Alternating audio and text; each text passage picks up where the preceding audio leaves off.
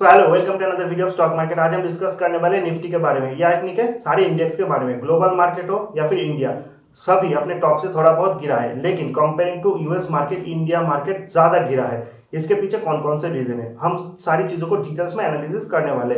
Friends, मैंने last few week से काफी सारे वीडियो बनाए हैं अबाउट निफ्टी करेक्शन, क्यों निफ्टी गिर रहा है, किस वजह से निफ्टी गिरेगा या फिर ग्लोबल मार्केट करेक्शन होगा। सबसे इंपॉर्टेंट जो चीज है वो है 10 ईयर जी से। जी हाँ, इसके बारे में मैंने ऑलरेडी बहुत सारे वीडियो बनाए हैं, आप आई बटन पे जाके उस वीडियो को देख सकते हैं। आज हम डिस्कस करने वाले कुछ और चीजों के बारे में।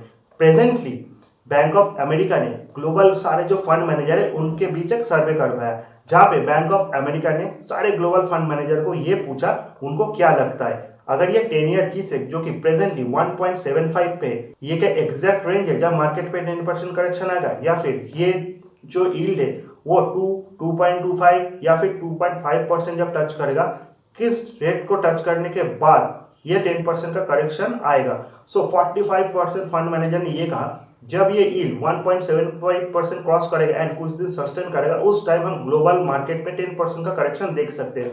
हालांकि अगर हम निफ्टी की बात करें तो ऑलरेडी 6-7% गिर गया है फ्रॉम इट्स पीक, लेकिन डाउ जोन्स जो है वो अभी उतना ज्यादा नहीं गिरा। क्योंकि डाउ जोन्स नहीं गिरा उसके पीछे जो मेन रीजन है वो है प्रेजेंटली यूएस गवर्नमेंट ने एक नया स्टिमुलस पैकेज अनाउंस किया है जो कि मार्केट के लिए बहुत ज्यादा पॉजिटिव है सेंटिमेंटली, जिस कारण अभी डाउ जोन्स में उतना ज्यादा करेक्शन हमने नहीं देखा। एंड यूएस में वैक्सीनेशन अच्छी तरह से चल रहा है, कोविड केसेस उतना ज्यादा नहीं बढ़े। लेकिन अगर हम इंडिया की बात करें सो ये जीसेक का बढ़ना बहुत बड़ा नेगेटिव पॉइंट हमारे लिए हो सकता है, क्योंकि जब भी जीसेक बढ़ता है तब जो इंस्टीट्यूशनल इन्वेस्टर है यानी कि एफडीआई, एफआईआई, वो इक्विटी से मूव करके डेप्ट मार्केट की तरफ चले जाएंगे, क्योंकि उनके लिए दो ऑप्शन होते हैं, एक है इक्विटी, एक है डेप्ट। उनका मेन इंपॉर्टेंट फैक्टर है ज्यादा से ज्यादा रिटर्न जनरेट करना। जब इक्विटी कोविड के कारण बहुत ज्यादा डाउन हो गया था, इक्विटी का पी बहुत अट्रैक्टिव था, तो वो इक्विटी में बहुत ज्यादा उन्होंने इन्वेस्ट किया। उस particular time US 10 year G-sec का जो पी था वो 300 था, प्रेजेंटली ये 50 से भी नीचे आ गया है। एंड एट दैट मोमेंट दोनों पी सेम टू सेम है।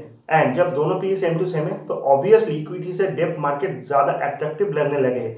यूएस 10 ईयर जीसेक अगर और बढ़ता है इन फ्यूचर, ये 1.75 को क्रॉस करके अगर 2 टच करता है, देन इक्विटी का जो पी है वो डेप्ट के पी से ज्यादा ऊपर चला जाएगा। And on that particular time हम और ज्यादा करेक्शन देखेंगे। यस्टरडे हमने यूएस 10 ईयर जीसेक में 6% से भी ज्यादा का बाउंस देखा।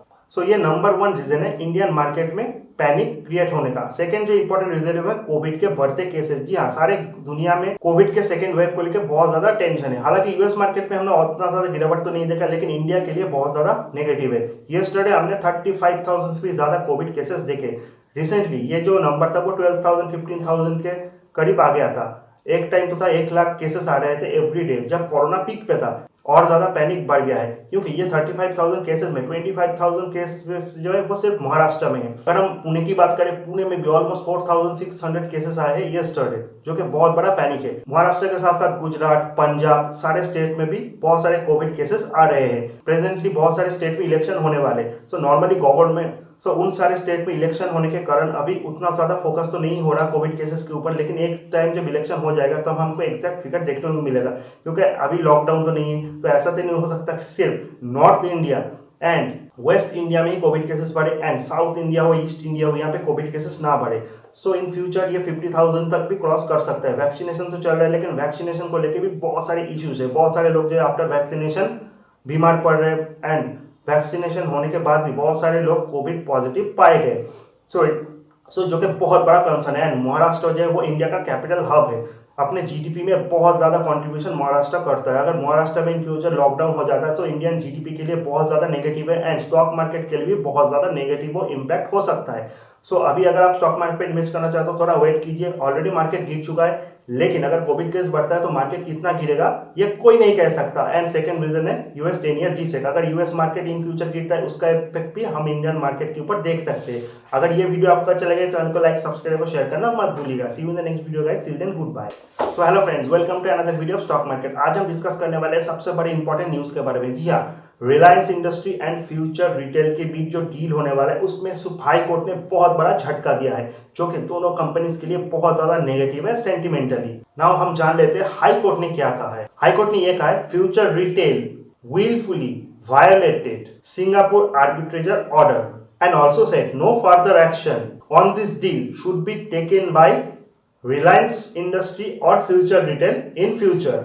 अगर हम इस चीज को थोड़ा एलेबोरेट करें तो इसका यह मतलब निकलता है, हाई कोर्ट ने यह कहा है कि जानबूझ के फ्यूचर ग्रुप ने सिंगापुर आर्बिट्रेजर के ऑर्डर को वायोलेट किया है and in future Reliance industry जो है वो फ्यूचर रिटेल को कोई हेल्प नहीं कर सकता अपने बिजनेस को चलाने के लिए। हम सभी जानते हैं फिनेंशियली फ्यूचर रिटेल कितना ज्यादा वीक हो चुका है ताकि वो अपने डे टू डे ऑपरेशन को ठीक से चलाए। इस कारण से रिलायंस इंडस्ट्री उसको हेल्प कर रहा था, क्योंकि रिलायंस इंडस्ट्री का जो पार्ट है वो है रिलायंस रिटेल। रिलायंस रिटेल अभी रिलायंस इंडस्ट्री से अलग नहीं हुआ है। इन फ्यूचर हम सभी को ये लग रहा था कि ये डील ये जो केस है वो सॉल्व हो जाएगा एंड रिलायंस रिटेल जो है वो फ्यूचर रिटेल को एक्वायर कर लेगा। लेकिन अभी जो है कॉम्प्लिकेशंस बहुत ज्यादा बढ़ चुके हैं एंड ये बहुत ज्यादा नेगेटिव इंपैक्ट है फ्यूचर ग्रुप के लिए, क्योंकि फ्यूचर ग्रुप का जो बिजनेस है वो बहुत ही स्लोली मूव कर रहा था and after the high court order Reliance अभी फ्यूचर रिटेल को और ज्यादा हेल्प नहीं कर पाएगा, जो कि इसके लिए बहुत ज्यादा नेगेटिव है। अगर हम रिलायंस के लिए बात करें तो रिलायंस के लिए भी थोड़ा बहुत सेंटिमेंटली तो नेगेटिव है कि रिलायंस का अगर कोई रिलायंस इंडस्ट्री का हम टोटल स्टॉक देखें, इसमें रिटेल के साथ साथ टेलीकॉम, ऑयल, सारे बिजनेसेस इंक्लूडेड है। सो इस डील से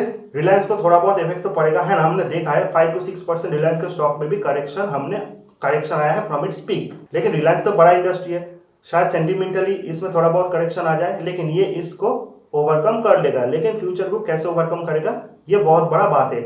इसी के साथ साथ हाई कोर्ट ने 20 लाख का फाइन भी डाला है फ्यूचर ग्रुप के ऊपर एंड फ्यूचर ग्रुप के जो डायरेक्टर है मिस्टर किशोर बियानी, उनको नेक्स्ट हियरिंग में हाई कोर्ट में अपियर होने के लिए भी नोटिस भेजा है। उनको ये भी पूछा गया है क्यों उनके ऊपर high court civil case file ना करे एंड सबसे बड़ा झटका उनके लिए यह है कि हाई कोर्ट ने उनके संपत्ति को भी जब्त करने का ऑर्डर दिया है। तो सारे नेगेटिव पॉइंट है फॉर फ्यूचर ग्रुप। सो ये था मेन इंपॉर्टेंट न्यूज। सो हाई कोर्ट के इस निर्देश के कारण दोनों स्टॉक में बहुत ज्यादा ओवरहैंग रहेगा for the next few times. हालांकि रिलायंस का स्टॉक है वो शायद उतना ज्यादा ना गिरे, लेकिन उसमें ओवरहैंग तो रहेगा ही रहेगा एंड फ्यूचर ग्रुप के लिए बहुत ज्यादा नेगेटिव है। इसमें तो बहुत ज्यादा करेक्शन हमने ऑलरेडी देखा है, इन फ्यूचर कितना ज्यादा और करेक्शन देखे सो इसको भी हमको देखना पड़ेगा। अगर वीडियो अच्छा लगे तो चैनल को लाइक, सब्सक्राइब और शेयर करना मत भूलिएगा। See you in the next video, till then good bye.